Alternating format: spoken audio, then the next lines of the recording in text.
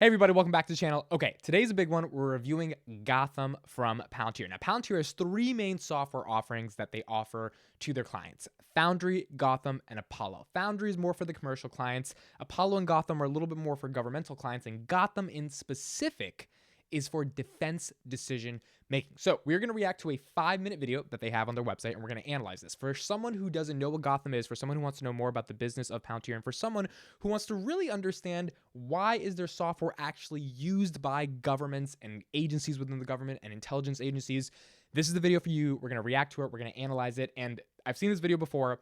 It's a phenomenal video. You should really get some popcorn and watch it and understand it. It's a simulation of what Gotham is used for in the government, and it's pretty next level stuff. It makes you sort of recognize why they are a one-of-one company, a monopolistic company within this space, a company that other governments are going to use, and governments are probably not going to be able to use other competitors because their competitors are just not going to be as good as what Palantir can offer. So let's hop in the video and then we'll talk about it. I'm Meredith, and I'm a deployment strategist at Palantir. During my time as an active duty Air Force officer, I saw firsthand how hard it is to navigate the fog of war. Over the past 20 years, we've been focused on the counterinsurgency fight. And all that time, our near-peer rivals have observed our actions, learned our capabilities, and grown bolder. The South China Sea is heating Vladimir up. Putin tells the U.S. to A North Korean nuclear attack could be Tensions imminent. between the U.S. and Iran are at an near Taiwan as tensions escalate. Now that the focus is shifting to great power competition, the real question is, can we deter the next great war?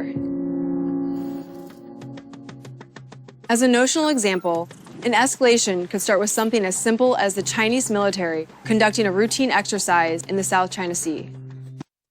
So real quick, what this deployment strategist is saying is that America and the Western Hemisphere and Western values have been under attack, particularly because over the past 20 years, a lot of adversaries of the United States understand what the United States is doing, right? They know where they're going to attack from. They know certain strategies. They recognize certain patterns, as any adversary should do in war, right? You should be able to figure out what your enemy is doing and be able to adapt to that. So because of that, you need a lot more data to be able to synthesize and understand, as we're going to see later in the video, to be able to form different strategies that are effective and efficient at defending yourself. So this is a simulation of what would happen if something were to happen at the South China Sea. It's really, really interesting to understand this. To see the full picture and make tactical, operational, and strategic decisions, the U.S. and allied forces rely on Palantir. Monitoring the exercise, AI models running on satellite data detect an increased level of military activity. To the north, ship detection models identify an alarming buildup of fishing vessels surrounding a major Taiwanese port. An activity model detects that many of those ships are tied together, suggesting an ulterior motive and increasing the risk of a blockade. Okay, so that right there says that their software, Gotham, is able to understand when certain things are getting to certain levels based upon AI, geolocations, all of that good data-driven stuff, and then be able to deliver those reports back to the military that's trying to understand and analyze them, and then ultimately it's going to help them sort of decide what to do next. The U.S. maintains a national interest in free trade throughout the South China Sea. And as an island only 90 miles off the coast of mainland China, Taiwan is especially reliant on freedom of navigation through international waters. This free trade is particularly critical given that Taiwan produces 80% of the world's semiconductors.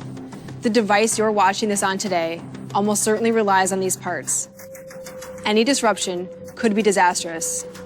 So as the team watches closely with partner nations, a new alert comes in from Japanese intelligence. The Chinese Liu Yang destroyer has gone dark and isn't showing up on intelligence feeds.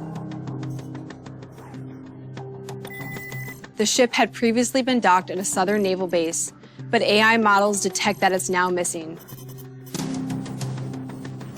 Gotham fuses data from multiple sources to project likely paths for the Liu Yang. The most dangerous routes head east, towards both the military exercise and the mounting tensions outside the Taiwanese port. The analyst identifies a key fork to monitor between the routes. To collect more imagery, machine learning models built by academic and commercial partners run on data across all domains. The models determine that satellite coverage alone is not enough to find the ship. Based on what is capable and ready, the system recommends a few alternatives. The best option is an aircraft from Okinawa. Before finalizing the selection, analysts deploy the latest micromodels, trained to avoid incoming threats, identify military equipment, and detect military ships. Okay, so if you're not keeping up with what's going on, there's something happening near the South China Sea. China and Taiwan obviously don't get along, and the United States has a focus and an interest on making sure Taiwan doesn't get messed with, right, by China. They're noticing that some ships are missing, and their AI ML models have been able to sort of figure out why these things are happening, and now are suggesting what are the best courses of action. And this is where you start to understand the true value of this software from a safety perspective, right? Because we've been talking, and I've done a lot of videos on Palantir as a commercial operator. It helps businesses make more effective decisions, et cetera. But you're talking about real life stuff right here, right? If Taiwan gets under attack, these semiconductors that power most of our economy, at least the technology part of our economy, that could, I mean, you talk about tech stocks, dropping 50% in one night off this type of news. Like, the United States has to protect our economy, and the United States has to protect the freedom of its allies in order to make sure this happens. And as someone who's, away from the situation, and you're in this war room essentially trying to understand what's going on, this software right here is the basis by which you are going to be able to make these decisions and understand and interpret what's going on. If this software messes up or screws up or doesn't explain what's going on in a proper way, millions of lives are at risk, quite literally. And you could say billions of lives are at risk if the global economy falls apart. So this stuff is serious, right? And it kind of makes you understand why the government invests in this stuff. And it also makes you understand why for 17 years the government was willing to subsidize the cost for Palantir. Because if they could provide a service through this type of software that is pretty much simple to understand, it's like, I do this, I don't do this, this is the threat, this is what's happening, here's the course of action, then it's very, very valuable. And it's really important to understand how that operates. Unmanned aircraft receives its mission and prepares for takeoff. Time is ticking, and they need to find the ship quickly. As the aircraft departs, video streams back to headquarters in real time. A ship identification model detects the dimensions, speed, and weapon system of the destroyer headed north. An analyst back in the operations center verifies the detection, which confirms the Liu Yang is on the most dangerous path and is only a few hours away from the potential blockade. The commander is briefed on the fast-developing situation and examines several human and machine-generated courses of action that have been jointly tested and developed in past exercises and simulations. The first option involves sending reinforcements to a nearby base, which may take too long. The second option is to send a manned aircraft over the fishing vessels, which could introduce unnecessary risk. The third option is a freedom of navigation operation, which means positioning an American or allied ship closer to the developing situation. This option appears to have the highest probability of success with the lowest risk. Joint forces decide to task an American ship. Once the choice is selected, a task order is submitted, and the American ship quickly alters course.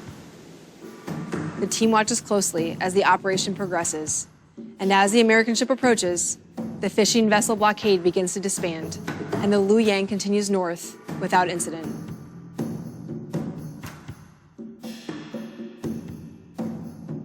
So Palantir's data helped them figure out what to do and how to ultimately send that out so that there's no issue with South China Seas and their ship going near Taiwan. And they divert the situation, right? They cause a deterrent effect, all because of the software. While this example was notional, events like these happen more often than you realize, and one wrong move could put millions at risk. In these situations, Palantir Gotham provides those who protect our values with the technology to make decisions at speed, and in the process, makes the world a safer place. All right, that's pretty much it. Making the world a safer space. So if you ever were confused about what Gotham does or what Gotham is or what the value of it is, that's what it is, right? And again, notional, I don't know why they don't just say the word fake. I think that they'd rather use a more politically correct term or whatever. Notional just means simulated, right? So this example that they showed is obviously not real, but this stuff does happen more than we think. And for the past 17 years, if the government has been using this type of defense software and paying for it, it's probably because they get value out of it, right? It's a sticky software that helps them make sure things don't go wrong. The final thing I want to say on this is that governments and allies and adversaries of governments are always going to need to work with each other and understand how to work against each other. Meaning the United States and the United Kingdom are always going to have to work together to fight off Russia and China, right? Because some believe in these types of values, some believe in these types of values. So these situations are not just something that it doesn't go away, right? It's kind of like cloud computing for companies. You have to order you have to use Amazon Web Services because you're always going to have to store data, right? So Palantir is entering into the space where, well, you're always going to have to make sense of that data. So that's why they're trying to enter into the commercial market. In the context of governments, you're always going to have to make sure that stuff doesn't hit the fan, right? You're always going to have to make sure that there's not issues going on. And the thing about the unique nature and the complex nature about the world is that everything is intricate. Like, things happen randomly. I mean, if you just pay attention to the news and geopolitics, sometimes we don't want to focus on that stuff, and we're so focused on domestic politics in the United States, at least. But if you're from outside of the world and you're watching this video, I mean, leave a comment about how much crazy stuff happens in Singapore and Canada and Germany and Russia. Like, random stuff happens every day that billions of people around the world don't know about, particularly because governments make sure to not have that stuff cause panic across the world and across their countries, especially because economics are really affected by that, right? Markets tend to tank when things are unstable, by utilizing softwares like Palantir to stop bad things from happening, right? To make sure these deterrent effects are in place. So the point I'm trying to make here is that Gotham is something that is likely going to stick with the government for a very long time and be implemented into other governments, because the nature of the world as a global competitive economy is extremely complex.